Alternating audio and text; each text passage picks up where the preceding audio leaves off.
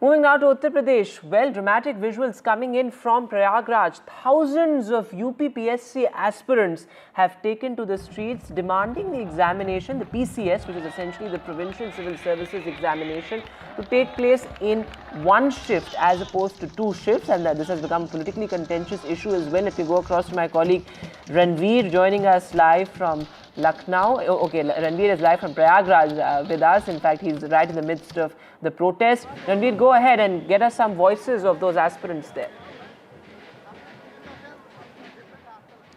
I'm here in Prayagraj and the students, the aspirants, they are demanding 1 day, 1 shift and no normalization. And this is the UPPCS, UP Public Service Commission office, and you can see a huge gathering of students. They are here to demand 1 day, 1 shift and no normalization from the Public Service Commission. And the protest is going on since last 24 hours and I'm keen to hear from you.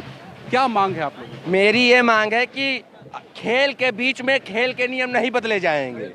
अभी supreme court ने भी कहा कि आप विद्यार्थियों को notice जारी करने के बाद उसमें कोई बदलाव नहीं कर सकते। ये बीच में 1 महीने पहले इन्होंने ये नियम लगाया कि हम परीक्षा को 2 शिफ्ट में चालू करेंगे और नॉर्मलाइजेशन का लागू। हम लोगों को बिल्कुल भी ये अंदेशा नहीं था कि ये ऐसा करेंगे, और सुप्रीम कोर्ट ने भी ये कह दिया कि ये बिल्कुल बीच में छात्रों को अनदेखा नहीं किया जा सकता।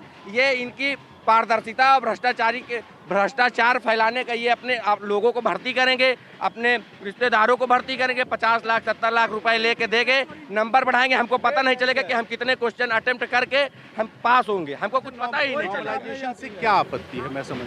देखिए सर, इसमें क्या होगा कि अभी तक 1 पेपर 1 शिफ्ट हो रहा था, उसके बाद इन्होंने 2 पेपर 2 शिफ्ट हुआ। इनका साफ साफ ये मंशा है कि ये 2 क्रिकेट प्लेग्राउंड बनाना चाहते हैं। एक क्रिकेट प्लेग्राउंड पे ये हम लोगों खिलाएंगे और एक पे इनके बच्चे खेलेंगे। आप समझ रहे होंगे इनडायरेक्टली इनकी यही मंशा है।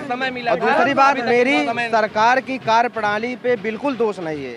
आयोग की कार्यप्रणाली का हम लोगों का विरोध है, और अभी सुप्रीम कोर्ट का हाल में डिसीजन आया जिसमें अनुच्छेद 14 के थ्रू अप्रत्याशा का सिद्धांत दिया गया है, जिसमें ये स्पष्ट कहा गया है कि कोई भी लड़का जब तक एग्जाम का रिजल्ट ना आए वो अप्रत्याशित परिणाम ना देखे। और अनुच्छेद 16 में लोक नियोजन के थ्रू नौकरी देने का अधिकार है। और ये लोग ये लोग के राधा कृष्ण समिति की अनुशंसा के हिसाब से। आप बताओ कब तक बैठेगा? सर, नॉर्मलाइजेशन गलत बात है, हम इसका पुरजोर विरोध कर रहे हैं। मान लीजिए अगर 2 क्वेश्चन आए, एक प्लासी का युद्ध आया, एक प्लासी का युद्ध कब हुआ और बक्सर के युद्ध हुआ, उसमें आप कैसे जज करेंगे कि कौन सा क्वेश्चन कठिन है? तो कैसे होगा? हम लोग आए आज नोटिस लेके जाएंगे, जिस और जवानी चलती है उस और जमाना चलता है। आए हम बारात लेके जाएंगे नोटिस को साथ लेके, हम इसमें बनने वाले नहीं है। सर, हमारे देश में जब वन नेशन वन इलेक्शन हो रहा है, टेंट में स्ट्राइक बसाई जा रहे संगम में, तो एक साथ हमारे एग्जाम क्यों नहीं हो सकते हैं? सर, मैं एक इतिहास रहा है कि ट्रांसपेरेंसी नहीं रही।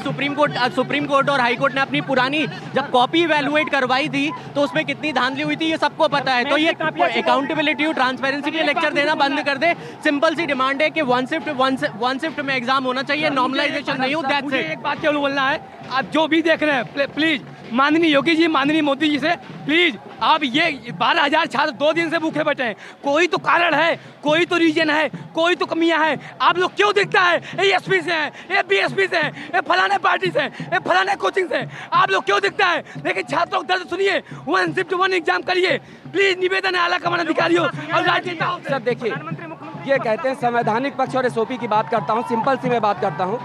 इस देश में उत्तर प्रदेश बोर्ड के हाई स्कोर और इंटर के 20 लाख बच्चों का एग्जाम 1 शिफ्ट में 1 बार में करवा लेते हो, और छोटे छोटे प्राइवेट विद्यालयों में सेंटर जाते हैं। आप कहते हो शुचिता और पारदर्शिता रहती है, यहाँ पे जो सरकारी विद्यालयों में पारदर्शिता नहीं रहेगी। आप एमपी का इलेक्शन, एमएलए का इलेक्शन एक राज्य में, एक गांव में। So you can see the anger of the students. They are protesting against the Public Service Commission, and the protest is going on since last 24 hours. And you can see the visuals how the students are angry, and they are saying that they will continue this protest till the Public Service Commission will accept it.